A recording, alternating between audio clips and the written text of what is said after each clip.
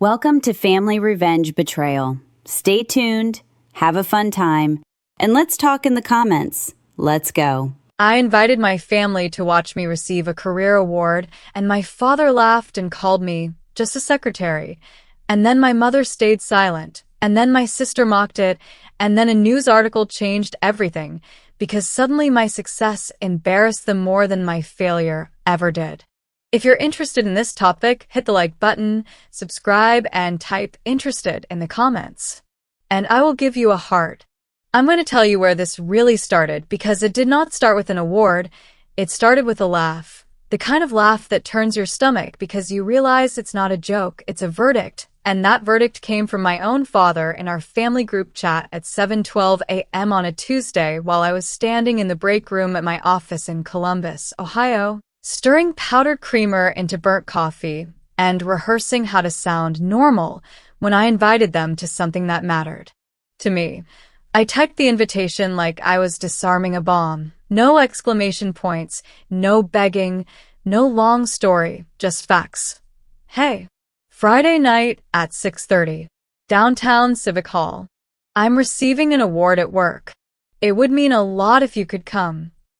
Then I watched the little typing bubbles pop up like a heartbeat, and my first mistake was feeling hopeful, because hope is expensive when your family has a habit of charging you for it later. My father, Ron, replied first. An award for what? And I started to answer, already choosing my words carefully because in my house, a confident sentence was treated like arrogance. But before I could send anything, he followed with, "You're still just doing admin stuff, right?"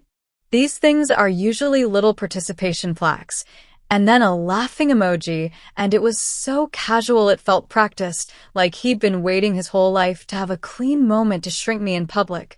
My sister, Tessa, slid in right after him, and you could tell she'd been watching for her opening. "We already have dinner plans." Hard to reschedule. "Anyway, congrats on your certificate."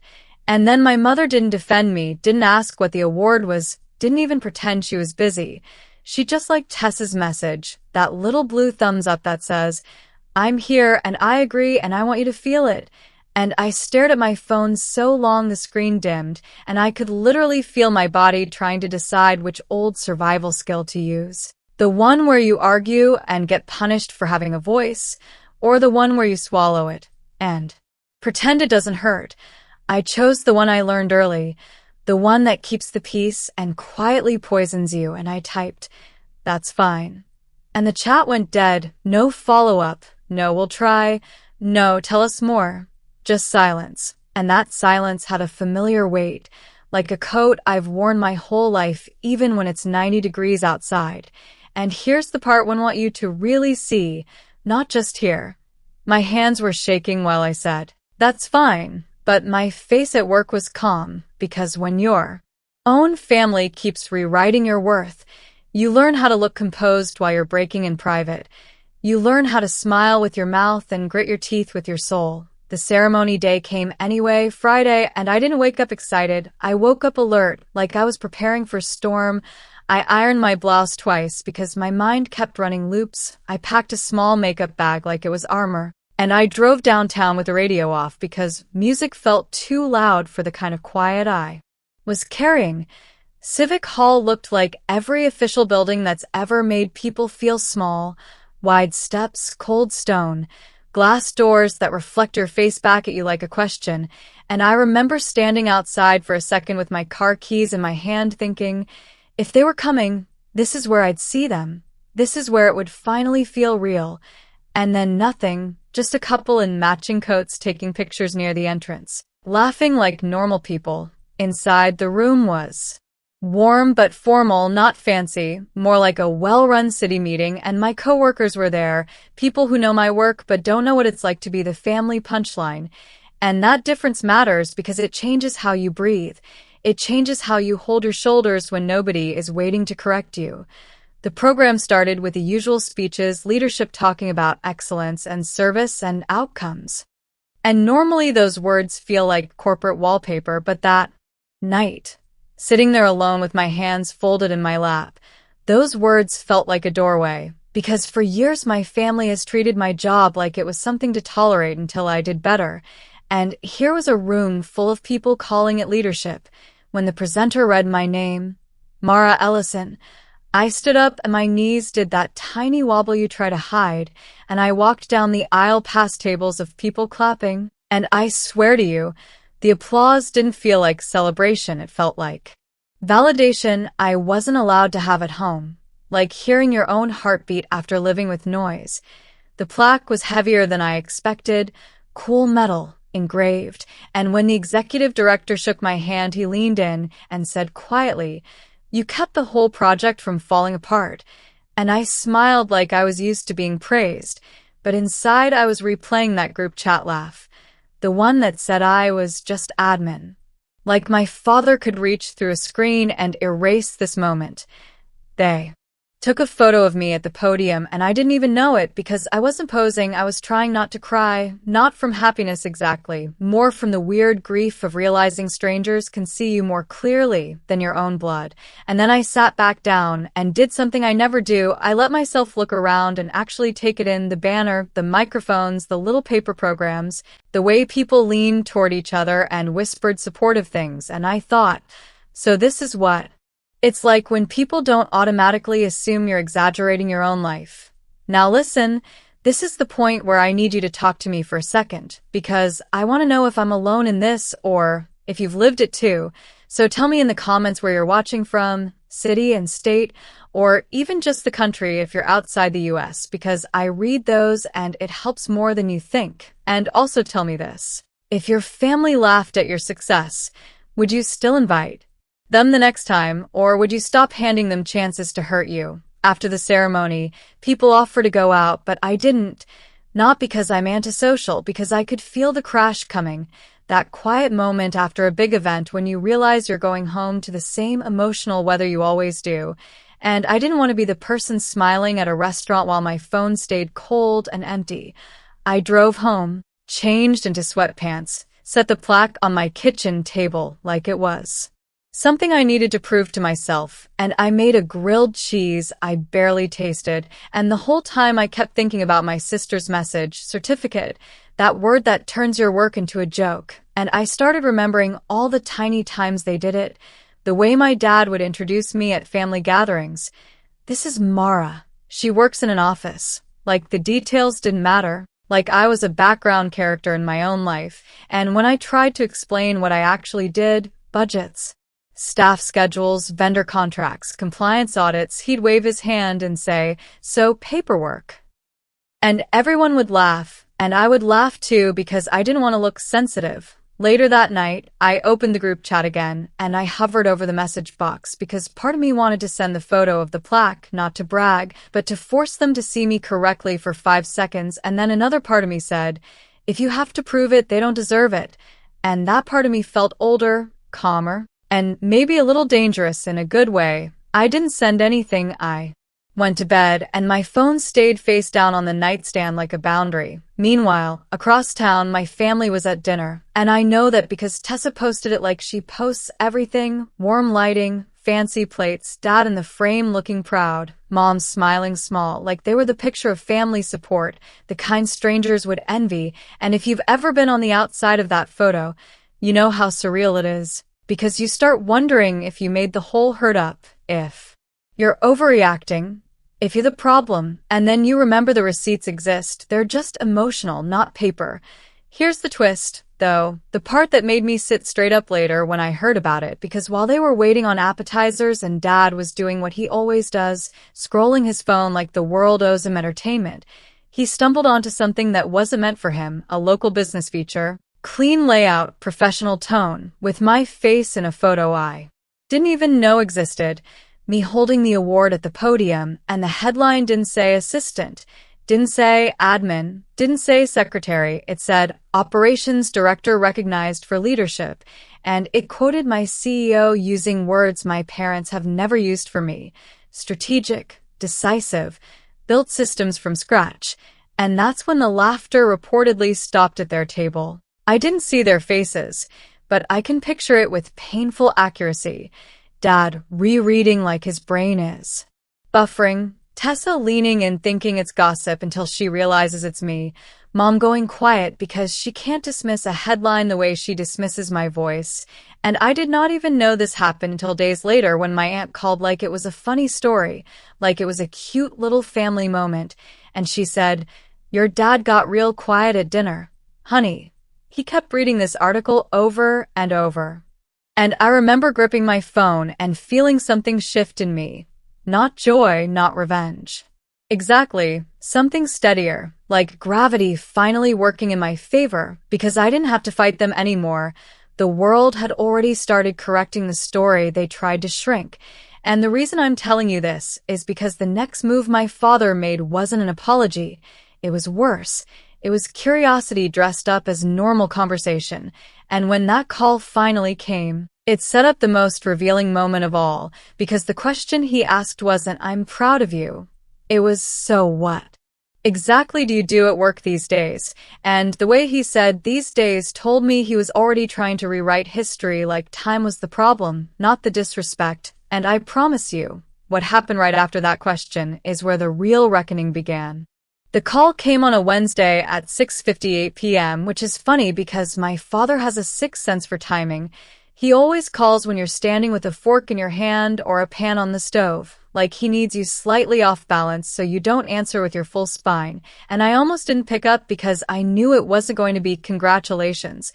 It was going to be an investigation. A little audit of my life now that the internet had embarrassed him into curiosity. And when I answered, he didn't say my name like a dad who missed his kid. He said it like a man confirming a file. "Mara." And then a pause long enough for me to hear my mother's TV in the background and my sister laughing at something. And then he went straight to it, voice careful, almost polite, like he was interviewing me for a job I already had. "So what exactly do you do at work these days?" And I remember looking down at my plate, at the perfectly normal food I had cooked for myself, and thinking, here it is. The moment where he pretends time was the problem, not disrespect, because if he admits he minimized me on purpose, he has to admit something ugly about himself, and most people would rather rearrange reality than apologize. I kept my voice flat, calm, almost boring on purpose, because emotion is what my family feeds on. "I run operations," I said, and he made a small sound like a scoff disguised as a hum. "Right, but like, what does that mean?" And there it was, the same old move, make your title sound like a costume until you over-explain and then they laugh again. So I didn't over-explain. I started with numbers because numbers don't blush. It means I manage the budget for 3 departments, I approve vendor contracts, I oversee compliance and scheduling, and I lead the team that keeps our projects on track. And he went quiet for a beat, and then he tried to rescue his pride by turning it into concern. "That sounds like a lot," he said. "You sure you're not taking on too much?" Like he didn't just call me a lowly secretary days ago, like he hadn't spent years acting like my work was paper clips and coffee runs. I could feel something in me wanting to say, "You didn't worry when you thought it was small. You only worry when it looks big in public." But I didn't give him the satisfaction of a fight. I gave him facts. "It's a lot," I said, "and I'm good at it." And you would think a father would respond to that with pride, but my father responded with a question that told me exactly what had shifted in his head. "So you're making decent money then?" And I actually laughed. Not a happy laugh. One of those quick little laughs you do when something is so predictable it's almost insulting, because notice the sequence. He didn't ask if I was happy. He didn't ask if I felt proud. He didn't ask how I earned it. He asked if it pays, because in our house, money is the only language that gets respect. And even then, respect is temporary, it's rented. "I'm comfortable," I said, and he immediately put on that tone he uses when he's about to plan an idea. "That's good," he said, "because you know your mother and I have been thinking we're not getting any younger and families should be aligned." And when he said, aligned, I could practically see him smoothing a napkin on the table, setting up the pitch. And I swear to you, I could feel my stomach tighten the same way it tightened the day I got that group chat message, because my father doesn't. A call to celebrate. He calls to reposition, to renegotiate your place in the family hierarchy now that the world sees your value. I said nothing, and silence is powerful when you use it on purpose. It forces people to reveal themselves. And then he kept going. That article, he said, pretending it just casually floated into his life. It made it sound bigger than what you told us. And I almost corrected him right there. You mean bigger than what you assumed, but I let him talk because my father always tells on himself if you let him talk long enough, and he added, your mom showed it to Aunt Sheila, and now everyone's asking questions, and there it was, the real emergency, not my feelings, not my achievement, the family's social image, because when relatives start asking questions, my parents can't keep their old story straight. They can't keep calling me just admin without looking ignorant or cruel, and my sister can't keep joking without looking bitter. I heard my mother in the background then, faint but clear. Who are you on the phone with? And my father answered her like I wasn't even there. Mara. And my mother's voice changed instantly, sweeter, performative. Oh, tell her hello. And it took everything in me not to roll my eyes so hard I saw my own brain, because where was that hello when I invited them? Where was that hello when my sister turned my award into a punchline? But I played it clean because the clean approach is what makes their guilt louder. Hi, Mom, I said, and she did that thing where she acts like closeness is normal.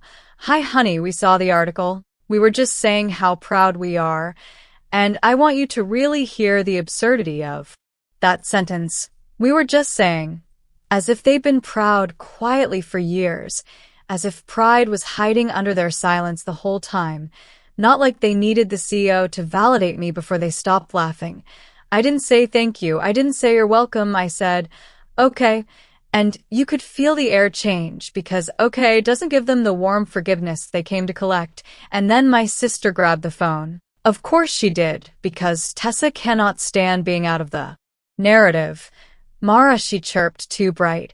Why didn't you tell us it was like a big deal? And I could hear her smiling, that same smile she uses in photos, like she's already forgiven herself. And I said, I did tell you. And she laughed like it was playful. No, you didn't tell us like that. And what she meant was you didn't insist, you didn't argue, you didn't grovel, you didn't beg us to believe you. And that's when I realized something that made me strangely calm. They weren't calling because they felt bad. They were calling because they felt exposed. My sister kept talking. We just thought it was one of those little things.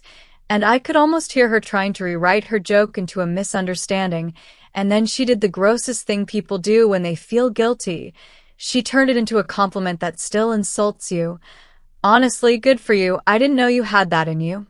And I stared at my kitchen wall while she said it, because I have had it in me the entire time. I just didn't have an audience that listened. My father cut back in, and now his voice had that management tone. So listen, he said, since you're moving up, maybe we should all get together this weekend, do dinner, celebrate, family. And I could picture it immediately, them inviting me as the guest of honor, but still controlling the story, still making it about them, still using my achievement as a prop for their family photo. And I asked him the simplest question in the world. Why didn't you come when I invited you? And the line went quiet for a second too long, like someone paused a movie, and then my father did exactly what I knew he would do. He didn't answer the question. He answered around it. We had plans, he said, and my sister jumped in. It was last minute, and my mother added softly, you know how busy we've been. And I swear, if excuses were currency, my family would be billionaires. Because the truth is simple, they didn't come because they didn't respect it, and now they wanted to pretend respect was always there. I kept my voice calm, but I made it sharp with clarity. It wasn't last minute, I said, and you weren't too busy to go to dinner. You just didn't think it mattered. And that's when the gaslighting started, gentle and sugary. Oh, honey, don't be like that, my mother said. We just didn't understand. And my sister added, you're always so sensitive. And my father sighed like I was exhausting.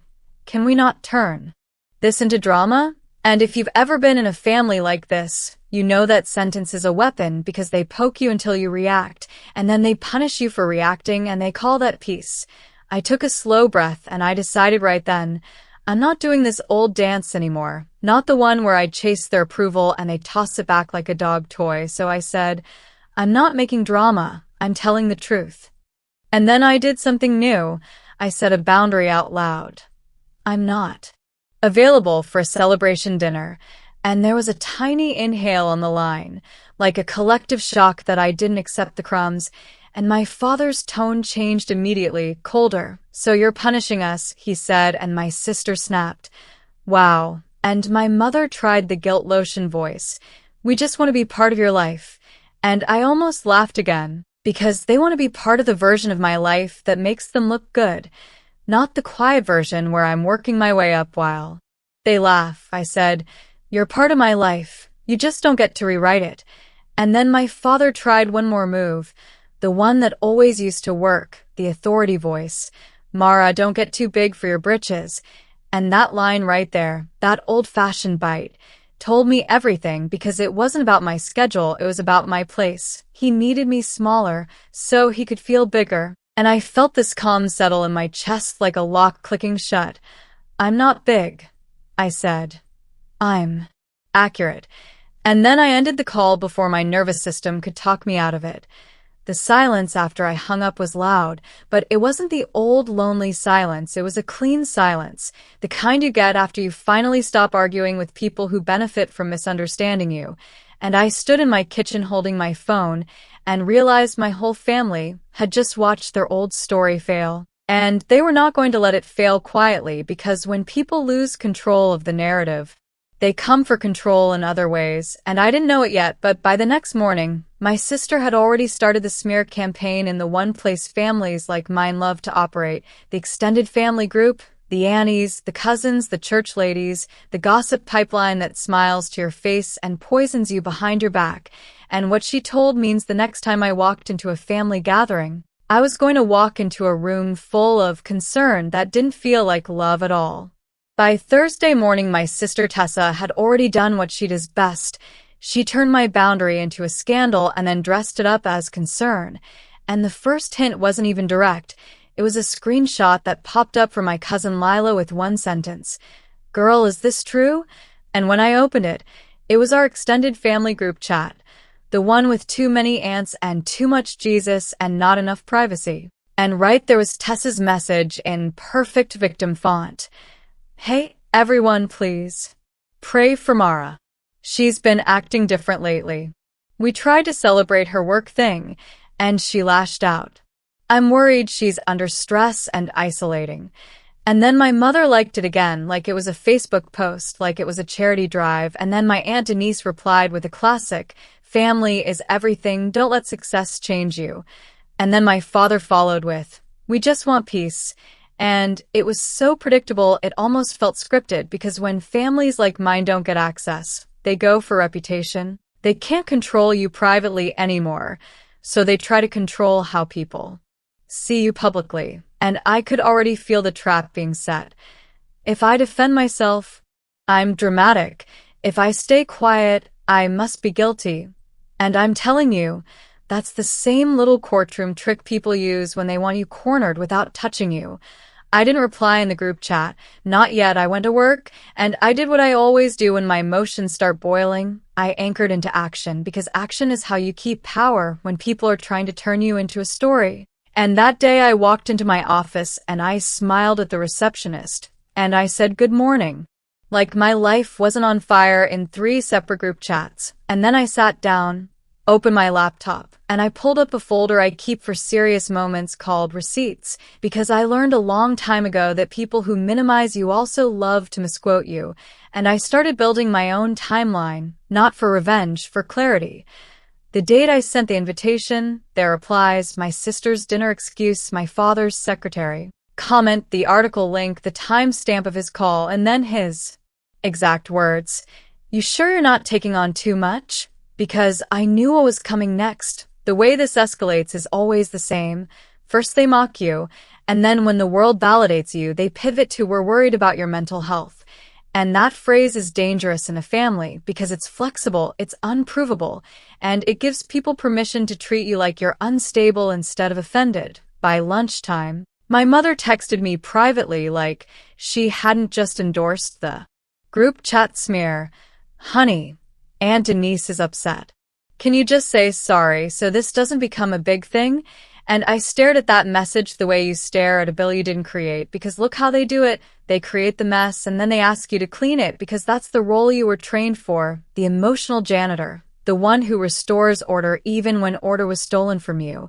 And for about 10 seconds, I could feel my old self trying to step back into position, to type, "I'm sorry if I hurt your feelings," but then my stomach did that tightening thing again, and I heard my own voice from the ceremony day in my head, the one I didn't say out loud. I'm tired of earning respect twice. And then I did something that felt like walking off a cliff. I replied to my mother with one clean sentence, "I'm not apologizing for being insulted." And then I put my phone face down like it was a live grenade. That evening, my father called again. And this time he didn't bother with polite interviewing, he went straight to pressure. "Why are you making us look bad?" And I almost laughed because he said the quiet part out loud, not "Why are you hurt?" Not "What did I do?" Just "Why are you making us look bad?" As if my existence is a PR problem he manages, and I said, "You made yourselves look bad when you laughed." And he snapped, "It was a joke." And I said, "It wasn't funny." And then he tried the old authority slam. "You're getting too sensitive, you need to calm down." And I said, "I am calm." And I meant it. Because calm isn't softness. Calm is deciding you're not going to be dragged into their game. And then the real move arrived, the one I knew was coming but still made my skin go cold. My father said, "Your mother thinks you should talk to someone." And I said, "Talk to who?" And he said, "A counselor, pastor, somebody, because you're not acting like yourself." And there it was, the upgrade from mockery to diagnosis. And I want you to understand how manipulative that is, because it sounds caring. But it's actually a leash. It's them trying to frame your boundary as a symptom. And I kept my voice steady and I said, "I'm acting like myself. You just don't like the version of me that says no." And he went silent for a beat and then said, "If you keep pushing this, you're going to lose your family." And my chest got hot. Not because I was scared, because I finally heard the deal in full. Be small and you can stay. Be accurate and you're out. And I said, "If love requires silence, it's not love." And then he hissed, "Don't get spiritual with me." And I almost smiled because when people hate your clarity, they attack the packaging, anything except the truth itself. Now listen, before I tell you what they did next, I need you to do something for me, and I'm being straight with you because this matters for this community. If you're watching and you've ever been the family scapegoat, the one who gets mocked until you succeed, and then suddenly you're a problem, hit subscribe right now and join us, because most viewers watch these stories and never subscribe, and I want the people who actually understand this kind of betrayal to stay together here, alright? And thank you, seriously. Okay, so after that call, I thought it would cool down. I thought maybe the embarrassment would make them back off. But embarrassment doesn't make controlling people repent, it makes them plot. And then Friday happened, and Friday is where it turned from gossip to strategy. I got an email from my Aunt Denise, subject line, "Concerned," and the body was one long paragraph of polite shaming. "Mara, your mother is worried, your father is hurt, your sister is crying, we all love you, but success can change people. You should humble yourself and apologize for causing division." And my hands actually shook reading it. Not because I believed it, but because I could see the machine working, the way the family recruits neutral people to pressure you. So it feels like the whole world agrees. "You're wrong." I didn't reply to my aunt either. I did something better. I called my friend Dana, the kind of friend who doesn't just comfort you. She gives you moves, and she listened and then said, "They're trying to build a narrative, so build yours first." And then she told me to do one simple thing that changed the entire chessboard. Send one message to the group chat, one, no arguing, no explaining, just a factual correction that can't be twisted, and then exit. And I sat there staring at my phone like it weighed 100 pounds because my whole life I'd been trained to fear that chat, to fear the pylon, and then I typed exactly this. "Hi everyone, I invited my family to an award ceremony." Dad replied, still a lowly secretary, with a laughing emoji. I'm not a secretary, and that comment hurt. I'm not asking anyone to pick sides, but I won't accept being mocked and then called unstable for reacting. I'm stepping away from this thread, and I attached the screenshot, and then I hit send, and then my heart pounded so hard I could hear it, and for 10 seconds there was nothing, and then the replies started coming in like a storm. My sister. Wow, you're really doing this, my mother. Why would you embarrass us, my father? This is exactly what we're talking about, Aunt Denise. This should have stayed private. And then one message popped up that I did not expect, from Uncle Ray, the quiet uncle who never joins drama. That joke wasn't right. Let the girl have her moment. And then another from Cousin Lila. I'm sorry they said that. And something in my chest unclenched, not because I needed their approval, but because the spell broke. The spell where my family is the only judge of reality, because once other people see the receipts, the story can't be rewritten as easily. And then my sister did the one thing that told me she was panicking. She called me immediately, and her voice was sharp, not sad, sharp. Delete that, she said.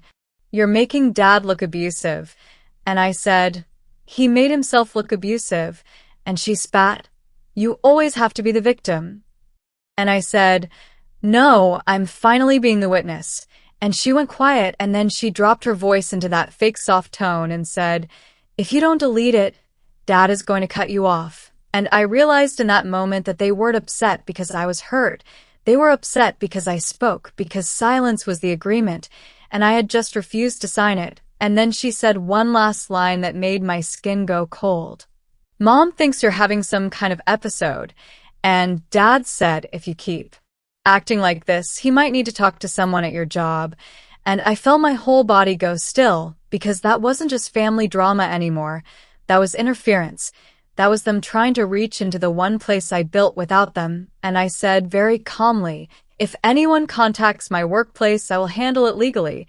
And she laughed like I was overreacting, but her laugh had fear in it, because she knew I wasn't bluffing. And then she hung up on me, and I sat there in the quiet with my phone in my hand, realizing the next move was going to be uglier than gossip, because when controlling people lose access, they don't just sulk, they escalate. And as I looked at my calendar, I saw the family barbecue scheduled for Sunday, the one I hadn't even planned to attend, and I knew, deep in my bones, that Sunday wasn't going to be burgers and small talk. It was going to be a public trial, with smiling faces and quiet knives, and they were going to try to make me fold in front of everybody, and the only question left was whether I would walk into that yard and finally play defense, or whether I'd walk in with something they couldn't laugh off.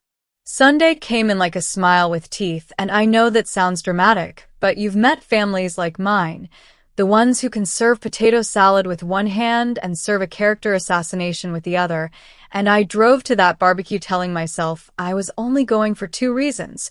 First, because I refused to be controlled by avoidance, and second, because if my father was dumb enough to talk to someone at my job, I needed to know exactly how far he'd go and who would back him up when he did it. So I pulled into my parents' driveway, and the yard looked picture perfect. Folding chairs in neat rows, a cheap speaker playing old R&B, my mother's fake happy laugh floating across the grass, and my sister Tessa already posted up near the food table like she was hosting a talk show, smiling too wide, scanning faces for who was watching. And the moment I stepped out of my car, my Aunt Denise spotted me and did that slow walkover, the one where you can tell someone has rehearsed their lines in the mirror, and she hugged me a little too hard and whispered, we're just worried about you. Like it was a password, like saying it unlocks permission to disrespect you. And I smiled politely because I wasn't there to fight with Denise. I was there to watch the chessboard. And then my father appeared from behind the grill holding a spatula like a gavel, and he didn't say hello. He said, so you decided to show up? And I said, it's a family barbecue. And he said, right, family. Like the word tasted bitter when it didn't come with obedience, and my mother stood behind him wiping her hands on a towel, doing this sad little face thing she does when she wants the audience to see her as the gentle one, and she said, sweetheart, can we talk inside for a minute? And I said, we can talk right here. Because that's the first rule with people who rewrite reality. Never go to a private room with them unless you're ready for the story to come out different than how it happened. And my sister Tessa drifted closer like a shark smelling blood, and she said, "Are you going to apologize today, or are we still doing your little internet performance?" And I looked at her and I said, "You called me unstable in a group chat because Dad insulted me." And she rolled her eyes and went, "Oh my God, like accountability is exhausting." And my father snapped, "You should have handled it like an adult." And I said, "An adult doesn't mock their child's career and then cry when it's documented." And the people around us got quieter, not fully silent, but that hush that happens when everyone pretends to rearrange napkins while they listen. And I could see my cousin Lila watching from near the patio door, eyes wide, because she knew the family script and she could feel it breaking. Then my father leaned in just enough to feel like a threat without looking like one, and he said, low voice, "I got a call from someone who knows someone at your company." And my stomach dropped 1 inch, not because I was scared, because I was furious, because you do not get to play with my livelihood because your ego got bruised. And I said, "What did you do?" And he lifted his eyebrows like I was being unreasonable and said, "Relax, I asked a question." And my mother jumped in fast. "He didn't do anything. He was just concerned." And I said, "Concerned about what? That I have a title you didn't approve?" And my father's mouth tightened, and Tessa did that fake laugh again and said, "See, this is what we mean, you're spiraling." And I looked at her and I said, "Spiraling would be me screaming. I'm not screaming. I'm asking what he did." And then my Aunt Denise put her hand on my arm like she was calming a wild animal and said, "Mara, honey, people are talking." And I said, "Yes, I can tell because y'all turned my award into a prayer request." And that made a couple people snort laugh. Quick little bursts they tried to swallow, because it's ridiculous when you say it out loud. That's the whole point. These tactics survive in silence. Then my father did what he always does when he's losing control. He raised his voice just a notch and turned it into a lecture, so the crowd would hear it the way he wanted. And he said, "All we ever did was try to keep you grounded." And he looked around at the yard like he was addressing a jury, and he said, "She wants us to clap because she got some plaque, but she can't even show respect." And my mother nodded sadly, and Tessa put her hand on Mom's back like she was supporting a wounded saint. And I realized right there this wasn't about my job at all. It was about hierarchy, because if I'm grounded, they're above me, and if I'm respected, they lose the throne. And I said, loud enough for the people closest to hear, "I didn't ask for applause, I asked for basic decency." And my father scoffed and said, "Decency? Like I'd used a fancy word." And then he dropped the line that told me he was willing to go nuclear. He said, "You keep making us look bad and you'll regret it." And I felt the air shift, because that's not a dad talking, that's a man who thinks he owns consequences. And I said, "Is that a threat?" And my mother's eyes flashed and she said, "Don't start." And my sister said, "See, you always twist things." And I looked at all three of them and I thought, wow, it's a relay race. The baton is denial. And they pass it so smoothly you'd think they practiced. Then my cousin Lila walked over, and I'm not going to lie, I didn't expect her, because in families like this, most people pick safety over truth. But she came right up and said, "Uncle Vince, did you really call her job?" And my father's face tightened in that way that says, "Mind your business." And he said, "This is between us." And Lila said, "No, it's not, because you told everyone she's unstable, and now you're talking about calling her workplace. That's not normal." And the yard went even quieter. Because when someone outside the immediate parent-child dynamic says it, it hits different. It's like the spell breaks again, and my father pointed his spatula at her and said, "I didn't call anyone." And Lila said, "You just said you did." And he snapped, "I said I asked a question." And she said, "To who?" And my mother stepped in sharp, "Lila, please." And Lila looked at me and said softly, "Do you want to leave?" And part of me did, badly, because my skin was hot and my hands were cold, but I also knew if I left right then, They'd tell everyone I stormed out, that I proved their point, so I stayed and I said, I'm fine. And then I turned to my father and I said, if you contact my workplace, I will document it and I will treat it as interference and harassment.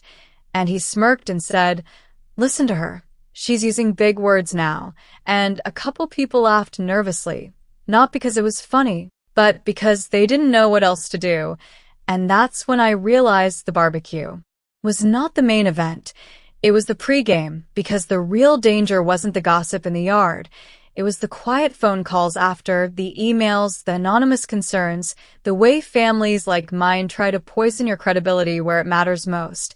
So I did something my old self would never do.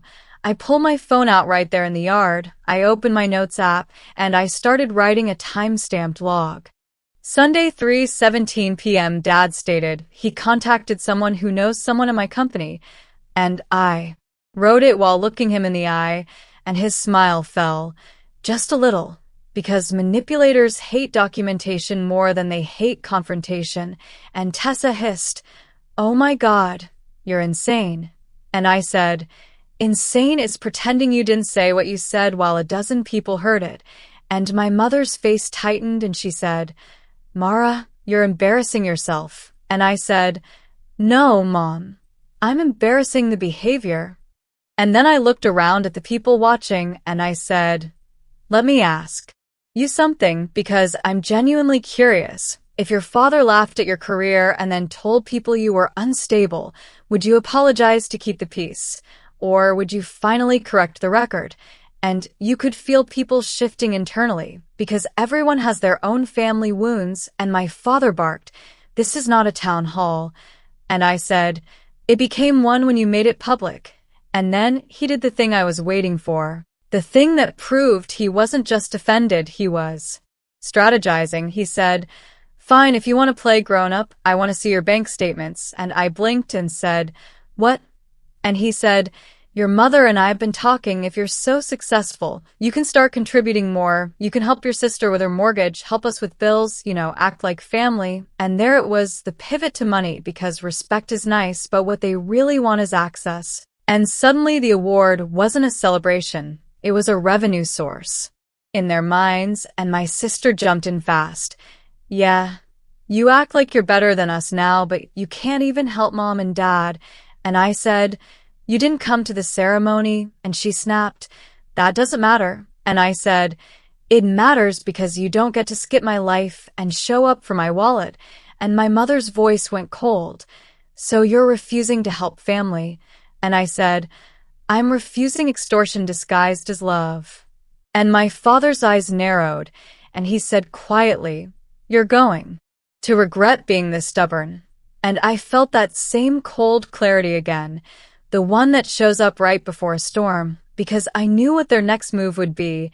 If they couldn't shame me into silence, and they couldn't scare me with my job, and they couldn't guilt me into money, they'd go for the oldest weapon in the book. They'd go for my reputation with someone who actually has power over me. And, as if the universe wanted to underline it, my phone buzzed in my hand right then, an email. Notification from work, subject line, request for meeting. And my stomach dropped hard, because the sender wasn't my manager, it was HR, and I stared at it while my father watched my face like he'd just won a point, and I didn't open the email yet. I just looked up at him and said, very softly, what did you do? And he didn't answer. He just turned back to the grill like the conversation was over. And the smoke from the burgers drifted between us like a curtain. And that's when I understood. This wasn't going to end with a family argument. It was going to end with a choice. Either I let them keep treating my success like a threat they have to neutralize, or I finally bring the one thing they can't manipulate, a third-party record that doesn't care about their feelings. And as I stood there with that HR email unopened, I want you to think about what you would do. Would you open it right there in the yard and give them the satisfaction of watching you panic? Or would you smile, finish your plate, and walk away with a plan they never saw coming? I didn't open the HR email in that yard, not because I wasn't scared, but because I've learned something about people like my father. They feed on live reactions the way a fire feeds on oxygen, and if you give them a flinch, they'll build a whole house out of it. So I slid my phone back into my purse like nothing happened. I smiled the kind of smile you use at a stranger who just cut you in line, and I said, "I'm going to head out. Thanks for the barbecue." And my mother blinked like she couldn't decide whether to play sweet or play offended, and my sister Tessa rolled her eyes like a teenager, and my father didn't even look up from the grill. He just said, "Drive safe," in that tone that isn't care, it's command, like he's telling a dog to heel. And I walked to my car with my shoulders relaxed on purpose, because I refused to be chased out by stress, and I could feel eyes on my back, the neighbors, the cousins, the aunties, all of them waiting to see if I'd snap, and I didn't. I got in, shut the door, and the second the latch clicked, my hands started shaking so hard I had to grip the steering wheel with both palms, and I sat there for 3 full breaths, not crying, not praying, just doing the math, because that's what this was now, not a family spat, a professional risk. And then I opened the HR email and read it twice. "Hello, Mara. Please meet with HR on Tuesday at 10 a.m. regarding a concern that was brought to our attention. This will be a confidential conversation. Regards." And my mouth went dry because that wording is polite, but it's not casual. It's the kind of message that sits heavy on your chest. And I could hear my father's voice in my head saying, "You'll regret it." And I knew he had either contacted someone directly or used a friend of a friend pipeline, the kind of pipeline people use when they want to poison you without leaving fingerprints. And then my brain did something weird and calm. It switched into evidence mode because panic doesn't protect you, proof does. So I drove home on autopilot, set my purse on the counter, kicked off my shoes, and pulled out my phone and started building a timeline like I was preparing a case. Sunday, 3:17 p.m. Dad said he contacted someone who knows someone in my company. Sunday, 3:21 p.m. He implied consequences if I keep making him look bad. Sunday, 3:26 p.m. HR email arrives. And then I took screenshots of the group chat, the invitation, my father's still a secretary. Right? The laughing emoji, my sister's dinner excuse, my mother liking her message, and I saved it all into a folder labeled work, because I refuse to be the person who says, "I think," when someone is trying to make me look unstable. I want to be the person who says, "Here's the record." And then I did the next thing quietly. I went to my company intranet and checked the employee directory and pulled the names of the 2 HR reps assigned to my division. I looked up our workplace harassment policy and the section on third-party interference, and I read it like my life depended on it, because in a way, it did, and the policy said exactly what I needed it to say, that external attempts to influence employment decisions are investigated, and that retaliation or intimidation connected to personal disputes must be reported. And I felt this tiny flicker of relief, not because the system is always fair, but because at least it had language for what was happening. And then I thought about the how, because my father isn't tech-savvy, but he's socially savvy. He's the kind of man who knows how to lean on the right person at church, or the golf buddy's cousin, or some old friend whose nephew works in corporate. And I pictured him telling the story the way he always does, calm voice, concerned face. "I'm just worried about my daughter. She's been acting erratic. She's talking about revenge. I'm afraid she might do something to her workplace." And I actually laughed once, a short, sharp laugh, because it's the same trick every time, dress control up as care. And then I stopped laughing because I remembered something. Last month my mother asked for my manager's name, just to know, and my father asked what building we're moving to, just curious. And my sister asked which days I work from home, like she was planning a visit, and I answered because at the time it felt harmless, but now it looked like reconnaissance. And that made my stomach twist, not because it was shocking, because it was predictable, and predictability is what turns hurt into anger. And I wasn't going to walk into that HR meeting with vibes and feelings. I was going to walk in with a package. So Monday morning before work, I printed the local business article about my award, the one that called me operations director, and I printed the ceremony program, and I printed my last 2 performance reviews. And then I printed the screenshots of the group chat where my father mocked my role, and my mother co-signed. Because here's the thing, if someone is trying to frame you as unstable or deceptive, The best antidote is a clean, calm narrative with documentation that shows motive, and motive matters, not in a dramatic courtroom way, in a workplace way. Because HR people have seen messy divorces, nasty custody disputes, exes calling in fake complaints, and they know exactly what third-party smear looks like when it's presented clearly. So I rehearsed one sentence until it felt natural. This appears to be a retaliatory complaint from a family member after they mocked my job title publicly, and I refused to engage. And I practice saying it without emotion because emotion is what manipulators want you to bring into a room so they can call it instability. And then Tuesday came, and I walked into the HR conference room early, sat with my back straight, hands folded, and when the HR rep, Ms. Porter, came in with a notepad and that cautious professional smile, she said, "Thanks for meeting, Mara. I want you to know this is a standard conversation." And I said, "I understand." And she said, "A concern was raised about your conduct and about potential misuse of company resources connected to a personal dispute." And I didn't flinch. I just said, "Before we go further, I want to disclose that I believe this is related to family retaliation." And she paused, pen hovering. And she said, "Tell me more." And I said, "On Sunday at a family gathering, my father stated he contacted someone who knows someone at my company because he was upset about a public article recognizing me." And I slid the printed timeline across the table, and I watched her eyes move down the page, and her face changed in a subtle way.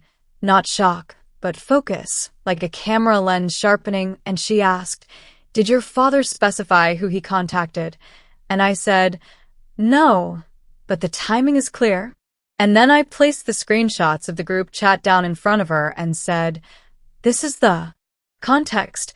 I invited them to my award ceremony. My father mocked my role. My family dismissed it. Then after an article published with my title, he became angry and stated he would interfere." And she read silently for a moment, and then she asked, "What exactly was alleged in the complaint?" And I said, "I'd like to hear the details." And she hesitated and said, "The report claims you've been misrepresenting your position and that you've been making threats toward family members and that there may be risk of you bringing that conflict into the workplace." And my heart thumped once hard because it was exactly what I predicted. And then I did something that felt almost fun in a dark way. I didn't argue, I didn't gasp, I didn't defend. I simply slid the printed article and the ceremony program over and said, "Here is public documentation of my role and recognition. And here are my performance reviews showing consistent conduct." And I watched her eyes scan the CEO quote, and she asked, "So the misrepresentation allegation is inaccurate?" And I said, "No, it's retaliatory." And then I added, "And the threat allegation is false. There is no police report, no protective order, no record, just a family narrative used when they don't get compliance." And she leaned back slightly and said, "Has your family contacted the company before?" And I said, "Not to my knowledge. But my mother has asked for names and locations recently, which may have been preparation." And she nodded slowly, and then she asked the key question, "Do you feel unsafe?" And I said, "I feel targeted, and I want my personnel file to reflect that this report appears to be third-party interference." And she said, "We can document your statement." And I said, "I also want to request that any further calls or emails about me be preserved and forwarded to HR leadership, and that my profile be flagged for verification if anyone attempts to access information." And she blinked like she wasn't expecting me to be this organized, and I'm not going to lie, that moment felt like reclaiming oxygen because my whole childhood I was trained to be small and apologetic, and here I was calm, professional, and unmovable. And Miss Porter said, "I'm going to escalate this to our employee relations team, and we may involve security if external parties are contacting the company." And I said, "That's appropriate." And she asked, "Do you have any reason to believe your father has internal connections?" And I said, "Only socially, not officially," which is often how these things happen. And she nodded again and said, "Thank you for being transparent." And then she said something that made my stomach flip for a different reason. She said, "One more thing, the complaint included a specific detail about your schedule and your parking location," and my skin went cold because that detail didn't come from a random article. It came from someone who knows my routines, and I thought about those little questions my mother asked and my sister's casual comments. And I realized they weren't just mocking me, they were tracking me, and I kept my voice steady and said, "That information is not public, so yes, I'm concerned." And Miss Porter's expression tightened and she said, "We'll address that today." And I walked out of HR with my face calm and my heart pounding because I protected my job for now. But what I learned in that room was terrifyingly clear. My family wasn't just laughing at me anymore. They were collecting my life like data. And if they were willing to hand that data to HR, what else were they willing to hand to someone with sharper tools? And as I got back to my desk and opened my computer, an internal message popped up from a colleague I barely knew. "Hey, weird question. Did you used to go by a different title?" someone asked me. And my hands froze above the keyboard because now the ripple was inside the building, and the scary part wasn't the question. It was the someone.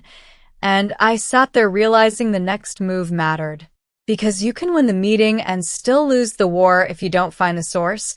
And I want you to think about this for a second. If your own family tried to sabotage your job because they couldn't stand your success, would you confront them directly and risk tipping them off?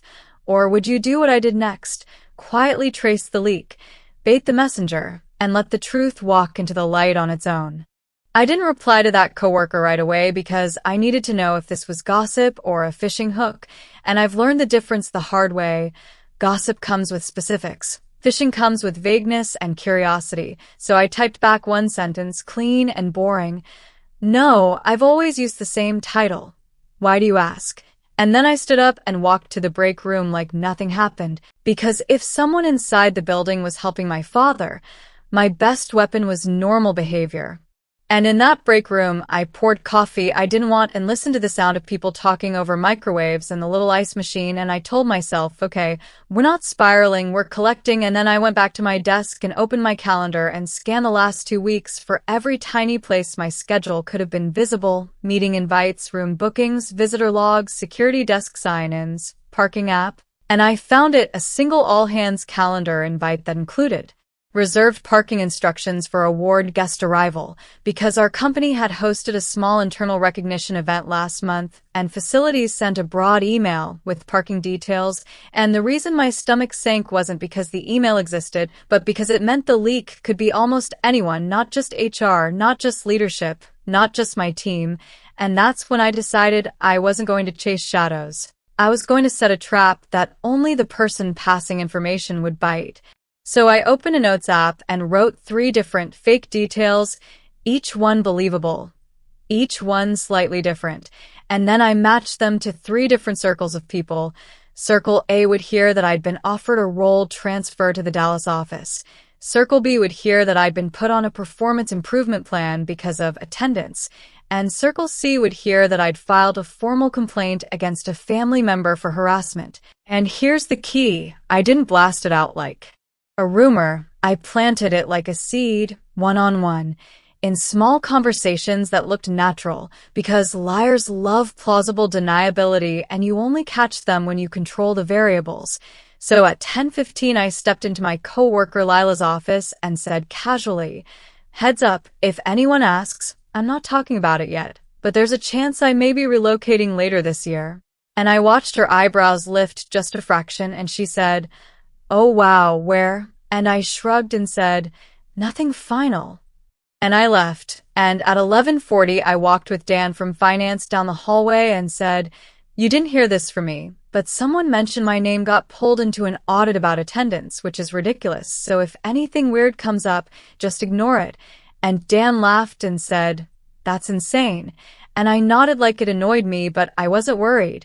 And then at 2:05, I messaged my friend Marisol in IT, the only person in the building I actually trusted, and said, "I may need a favor later. Someone outside the company seems to be fishing for my internal info. I've filed a complaint and I'm keeping it quiet." And Marisol replied immediately, "Say the word." And then I did the hardest part. I didn't check my phone every 30 seconds. I didn't hover in the hallway. I worked like a normal person because traps only work if you stop performing for the outcome. And by that evening, right after dinner, my phone buzzed with a text from my sister Tessa, and it was so perfectly smug it almost made me laugh. Heard you're getting moved to Texas. Must be nice to run away from family drama. And my whole body went cold in that clean, sharp way that tells you just found the wire, because only Circle A heard Texas and Circle A was Lila, and I stared at the text, and I didn't respond, because the next step wasn't arguing with my sister. It was confirming the path from Lila to my father. And I did it the only way that doesn't create a scene. I called my Aunt Renee, the one relative who can't keep a secret if her life depends on it, and I said sweetly, "Hey, random question, have you heard anything about me relocating?" And she said, "Oh, honey, yes, your dad was saying you're moving because you can't handle your job. He said someone at your work told him," and I kept my voice light. "Who did he say told him?" And she hesitated like she was trying to remember a lie. Then she said, "He didn't say a name, just that he has people." And I thanked her and hung up, and then I sat on my couch with the lights off, and I felt that old familiar heat behind my eyes. Not sadness. Not exactly. More like your body realizing, again, that the people who should protect you are the same people setting the snares. And then I did the next practical thing. I wrote down what I knew in a clean timeline, and I emailed Ms. Porter in HR. Subject line update. External interference, source likely internal.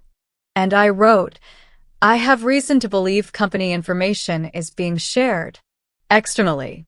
After I disclosed a unique relocation detail to one employee, my family referenced the same detail within hours.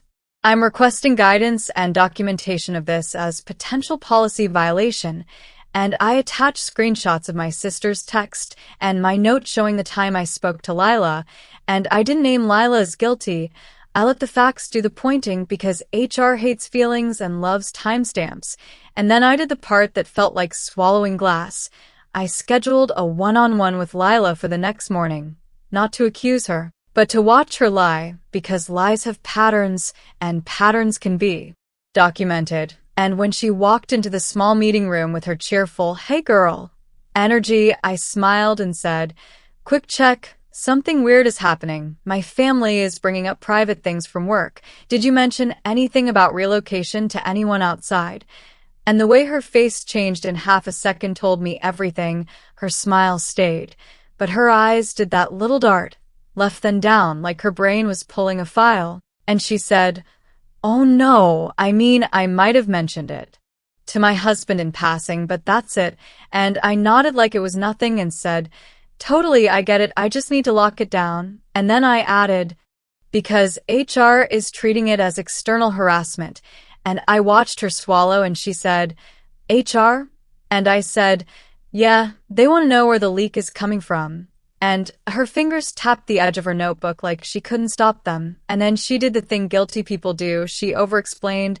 "I mean, sometimes I talk to my cousin. She works at the church office, and she knows lots of people." But I didn't say anything specific, and my chest tightened because there it was, church, the pipeline my father uses like a telephone network, and I kept my tone gentle. "What cousin?" And she named her, and I wrote it down like I was taking casual notes for myself, and I ended the meeting with a smile and said, "Thanks, I appreciate it." And the second she left, I went straight to Marisol in IT and said, "I need you to pull any access logs related to my personnel directory view if you can, just to see who's looking." And Marisol said, "I can't pull HR system, but I can pull internal directory and shared drives." And I said, "Do it." And as she clicked through, she said something that made my skin prickle. "Mar, someone searched your name in the directory 12 times yesterday." And I said, "Who?" And she turned her monitor slightly and pointed, and it wasn't Lila's account, it was a generic facilities account, the kind used at front desks and shared terminals, the kind that makes accountability messy on purpose, and I felt my pulse jump because that meant either someone was using a shared login, or someone in facilities was helping, or someone was physically walking up to a terminal and searching me like I was a menu item. And then my phone buzzed again, and this time it was my father, and he hadn't called me in months unless he wanted something. And I stared at it ringing, and I let it ring out because I wasn't giving him my voice for free, and he left a voicemail. And I listened to it on speaker, and his tone was syrupy. "Mara, I heard. You're moving, that's probably best. You've been making things complicated. Call me back and we'll talk like adults." And I felt something in me go still, because the arrogance in that message was the whole game. He wanted to be the narrator of my life, even when he's not in the room. And I realized the next step wasn't just protecting my job anymore.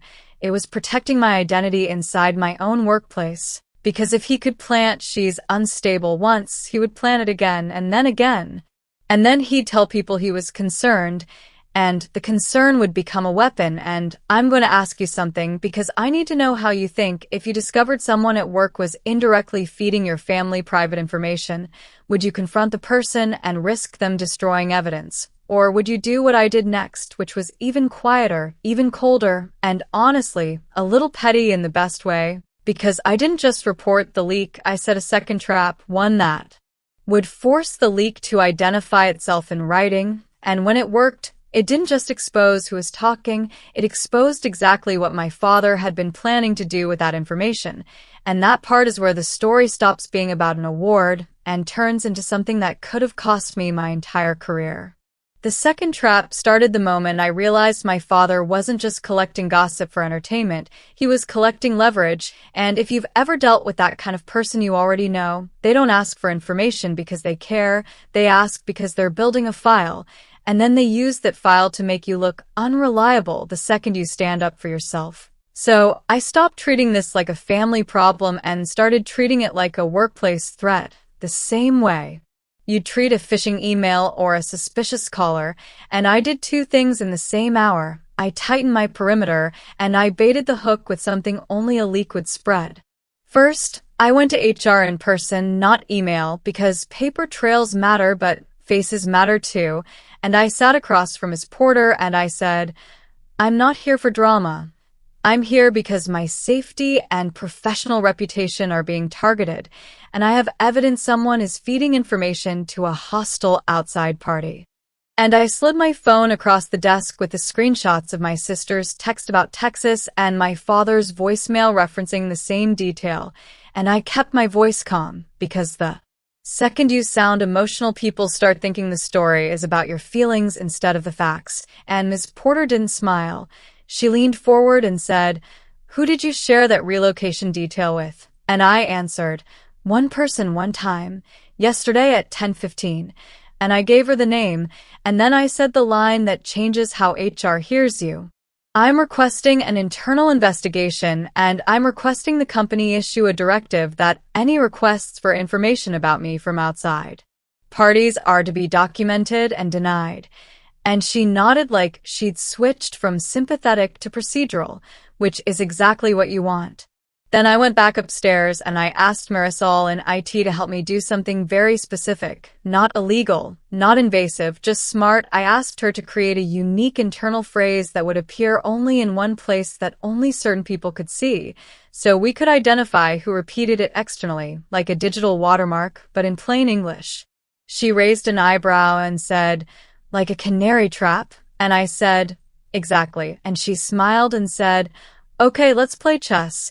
And we did it with the simplest tool nobody ever thinks about, the internal employee profile and the shared team bio sheet, because people assume those pages are harmless, but they're a goldmine for anyone trying to build a story about you. We updated a single line in my internal profile, a harmless-sounding note under contact preferences, and the note said, "For scheduling, please use the Blue Lantern calendar alias." And here's the thing, there was no Blue Lantern alias. It was fake, and only 3 groups would see it because of how we set the permissions: HR, facilities front desk, and my department admin group. And then we waited. And waiting is the hardest part because your brain wants to sprint ahead and solve it, but evidence doesn't come on command. It comes when the other person gets greedy or careless. The next morning, it happened faster than I expected. My phone rang at 7:12 a.m., private number, and normally I don't answer those, but I answered because I wanted the voice, and a woman said, "Hello, this is Susan with Horizon Counseling. I'm calling to confirm an appointment for Mara Wells." And I sat up so fast my pillow slid onto the floor, and I said, "You have the wrong number." And she said, "I'm so sorry. I was given this number by the referral contact. I have a note here to use the Blue Lantern calendar alias." And my stomach dropped into my shoes because that phrase had left the building, and it didn't leave through my sister this time. It left through a professional channel, a clinic, which meant someone was trying to create a paper trail that I was in counseling. And let me be crystal clear, there is nothing wrong with counseling. I'm a big believer in it. But there is something very wrong with someone fabricating it to make you look unstable at work. And I said, "Susan, I need you to do me a favor. Read exactly what you have on your screen, word for word, including the name of the person who referred." And she hesitated because privacy rules make people nervous, and I softened my tone and said, "I'm not asking you to share medical info. I'm asking because someone is impersonating a referral source using my workplace details." And she paused, then said, "The referral note says, contact her employer's scheduling line, Blue Lantern alias, urgent, family concerned about workplace stress." And then she gave me the name that was attached to the referral, and it wasn't my father, it wasn't my mother. It was a church office number with the woman's name under it, the same cousin Lila had mentioned in her nervous over-explaining. And in that moment, I didn't feel angry. I felt clean because now the chain had names, and names are actionable.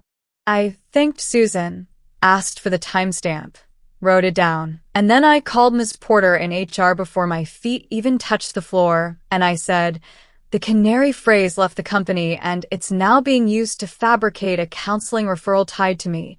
I need this documented as potential harassment and impersonation." And I could hear her typing immediately, and she said, "Do not engage further, forward me the details." And I said, "Already doing it." Now here's where it gets interesting, because the second trap wasn't just about catching the leak, it was about exposing intent. What exactly was my father planning to do with whatever he was collecting? And I got my answer that afternoon in the most ridiculous way possible, through an email that was trying so hard to look official it almost made me laugh. I got a message from a Gmail address that looked like a legal office, something like Ramsey Law Intake, and the subject line said, "Request for employment verification, Mara Wells," and in the body it said, "We are conducting due diligence regarding Ms. Wells' capacity to manage her current duties due to reported stress and potential impairment. Please confirm her role, schedule, and whether she has exhibited concerning behavior." Direct responses to this email. And when I tell you my jaw got tight, it got tight because this is the old playbook dressed in new clothes, the concern letter that is really just a net they throw over your life so they can drag you somewhere you don't want to go. And I knew exactly who wrote it, not because I'm psychic, because I've heard that tone my whole life. The fake professionalism, the vague threat, the little suggestion that you're unwell. And I forwarded it to HR and legal with one line. "This appears to be a third-party attempt to solicit private employee info using false pretenses. Please advise and preserve." Then I did something else, and this is where I want your opinion, because some people will call it petty, I call it self-defense. I replied to the fake intake email, but I didn't reply as myself. I replied as our company's general HR mailbox signature, because anyone can type a signature, and I kept it short. "We do not verify employment or discuss employee conduct via email. Please submit any lawful requests through our legal service address." And then I added one sentence as bait, one sentence that no real law office would ignore if they were legitimate. "Also, please provide your case number and the court jurisdiction for our records." And I hit send. Now pause right here and tell me where you're watching from, city and state, because I want to know if this kind of family sabotage dressed as concern is happening everywhere, or if it's just my unlucky corner of the world. And while you're typing that, quick favor, from our stats we've got more viewers outpacing subscribers. Kindly join our community. Thank you, alright, because these stories don't just entertain. They teach you how to spot the trap before it closes. 10 minutes later, I got the reply, and this reply is what turned my stomach and made me laugh at the same time because it was sloppy, emotional, and arrogant, the exact opposite of a real professional. The email said, "You people are enabling her. We will escalate. She is unstable and you will be responsible when something happens. Do not ignore this." And then, and this is the part that matters, the sender added, "She has been acting erratic since the award, thinking she's better than everyone. She needs to be put in her place before she makes reckless decisions." And I stared at that sentence until the words blurred, because that wasn't about concern, that was about control, and I could practically hear my father's voice behind it, the same tone he used at my childhood dinner table. "You're getting too big. You need to be corrected. You need to be reminded who you are." I printed that email. Yes, printed, like it was 1998, because printers are still the fastest way to turn digital nonsense into something that looks serious in a folder, and I walked it to Ms. Porter and our in-house counsel, and the lawyer, Mr. Hargrove, read it once and said, "This is harassment and an attempt to obtain confidential information under false pretenses." And then he looked at me and said, "Do you want us to send a cease and desist and pursue identity misuse?" And I didn't answer right away because the question wasn't just legal, it was emotional, because pushing back means declaring war on people who raised you. And some of you understand exactly how disgusting that feels. It's like you're being forced to see your own shadow. And then my phone buzzed again. And this time it was my mother, not calling, texting, and her text was 2 sentences long. "Stop embarrassing your father. We're coming to your workplace to talk." And I felt every hair on my arms lift, because now they weren't just fishing, they were showing up, and when I looked back at Mr. Hargrove, he was already standing, already reaching for his phone, and he said, "If they step on company property, we handle it." And I wish I could tell you that was the end of it, that the trap worked, HR acted, and my family backed off. But the truth is, the second my father realized he couldn't control the narrative from a distance, he tried the one move he's always used when he's losing. He tried to create a public scene where I would look like the problem, and the timing of it, the place he chose, and the person he brought with him. That's what made it feel like a movie. Except it wasn't a movie, it was my life. And by the time the lobby doors opened, I realized he wasn't coming to talk. He was coming to make sure everyone in my building saw him, saving me. The lobby doors opened like a stage curtain, and my father walked in first with that fake calm he saves for church and courtrooms, shoulders back, chin high, eyes scanning like he owned the building, and right behind him was my mother doing her soft little worried face, and then my sister trailing like a backup singer ready to harmonize whatever lie he decided to perform. And I watched them cross the marble floor toward the front desk where the security guard, Mr. Henson, was already standing, because HR had warned facilities. And if you've never seen a grown man try to weaponize family concern in public, let me paint it for you. My father didn't start with yelling. He started with charm. He smiled at the guard like they were old friends and said, "We're here for Mara Wells. She's our daughter. We need to check on her. We've been getting disturbing information." And he said disturbing like a man reading from a script. And my mother nodded hard like her neck depended on it, and my sister leaned in and added, "She's under a lot of stress. We're just trying to help." And I swear to you, if the word help was a physical object, it would have been a brick wrapped in cotton. Mr. Henson didn't budge. He just said, "Visitors need an appointment and authorization." And my father's smile tightened, because men like him don't do well with simple rules. They do well with bending people. And he tried to bend the guard with tone. "Son, we're not here to cause problems, we're family." And Mr. Henson said, "That doesn't change policy." And I was watching all of this from the corridor near the elevator bank with Mr. Hargrove from legal beside me and Ms. Porter from HR on my other side, and my pulse wasn't panic, it was precision, because once you stop begging for love, you start documenting behavior. My father raised his voice just enough to attract attention, but not enough to look unhinged, that perfect volume designed to pull bystanders into his narrative, and he said, She's been acting erratically since some award. She's making reckless decisions, and her employer should know before something happens. And right there, right in the lobby, he tried to turn my workplace into his courtroom, and then he did the grossest thing. He turned his body slightly so the security camera would catch his face at a flattering angle, and he said, "We love her, but she's not well." And I felt my stomach twist because I could see the entire play. He wanted a scene, he wanted witnesses, he wanted a paper trail that said, "Family attempted to intervene." So later, he could claim I refused help and therefore anything that happens to me is my fault. Ms. Porter stepped forward first, calm, professional, and she said, "Sir, I'm HR. You need to leave the premises. If you have concerns, you may submit them in writing to our legal department."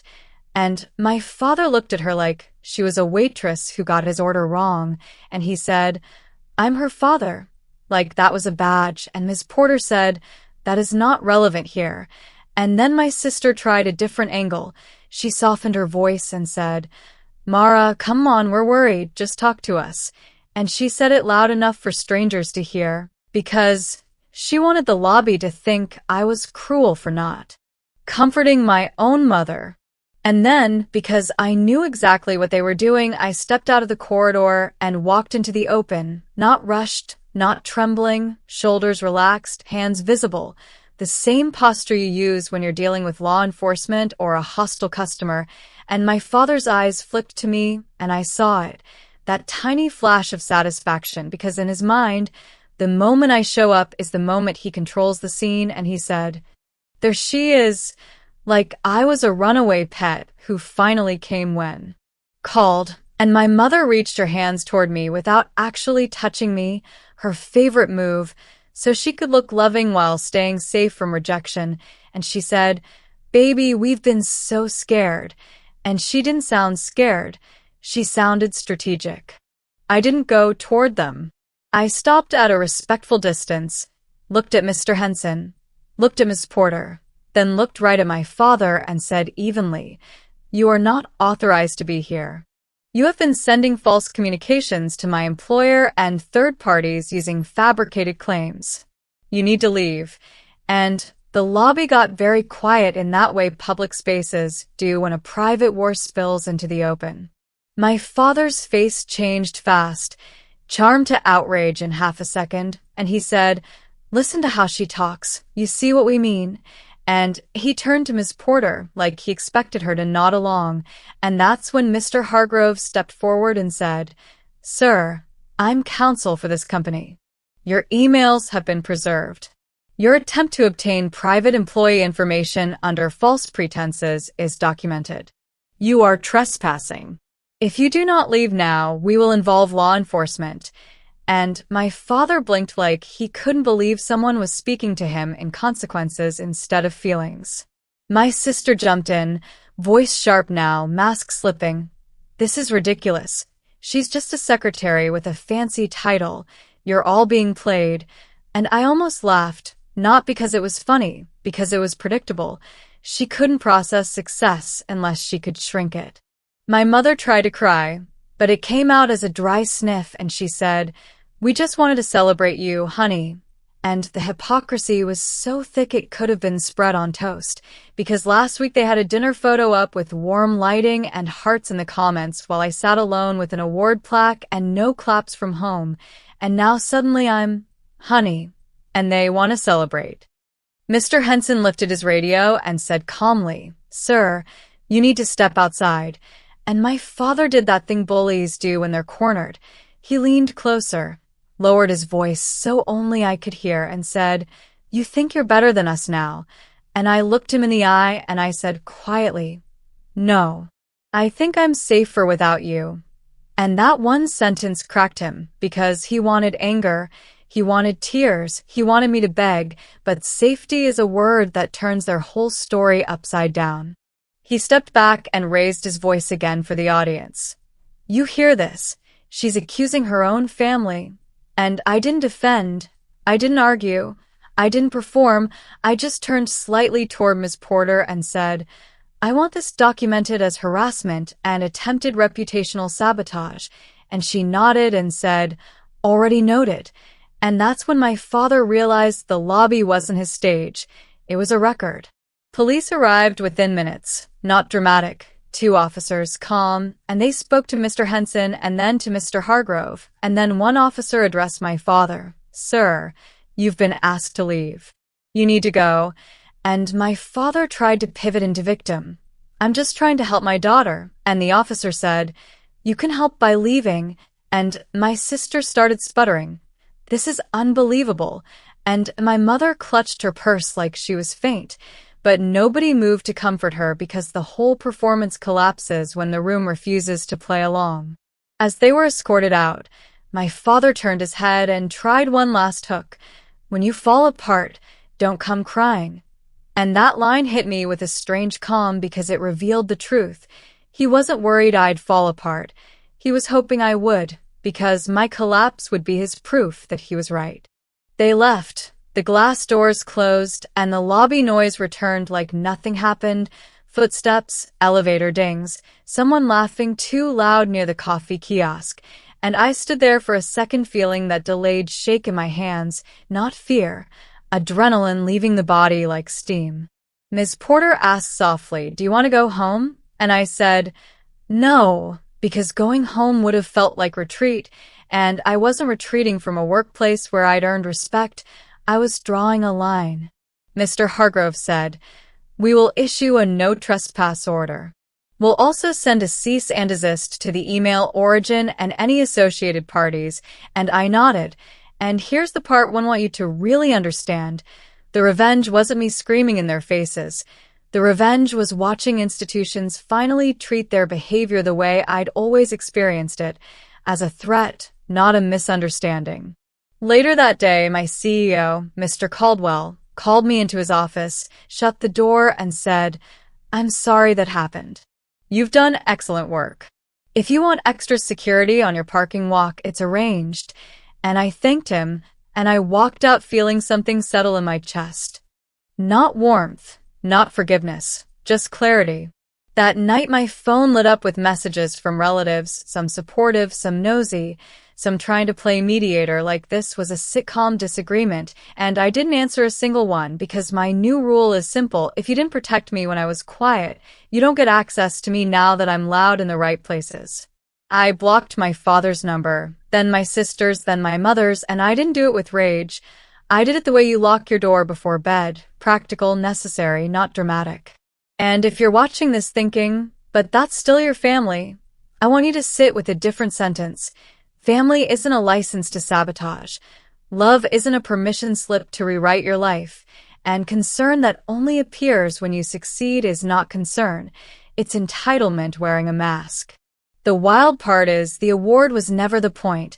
The title was never the point. The point was control. And once they couldn't control me with jokes, they tried paperwork. Once paperwork didn't work, they tried a public scene. And what stopped it wasn't me finally being strong enough.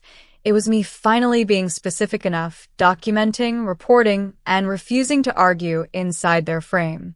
And just when I thought the worst was over, I got one envelope in the mail 3 days later with no return address, and inside was a single printed page, a screenshot of a draft post, my name, my job title, and a story they were clearly preparing to publish about me, having a breakdown, and at the bottom, one line highlighted in yellow like a threat disguised as advice. If she doesn't apologize, we go public. And that's when I realized the next move wasn't going to happen in my lobby. It was going to happen online, where lies travel faster than truth, and I had to decide whether to stay silent like I always used to, or to expose the entire playbook before they could press post. And if you think you know what I chose, you don't, because the way I handled it made even my lawyer pause and say, that is brutal. And that's exactly where the real reckoning begins, because the loudest revenge isn't shouting, it's controlling the timing of the truth and making sure the right people see it. First, and in the next story you're going to want to watch, I'll show you how I turned one attempted smear campaign into the most humiliating cell phone my family ever walked into without me raising my voice once.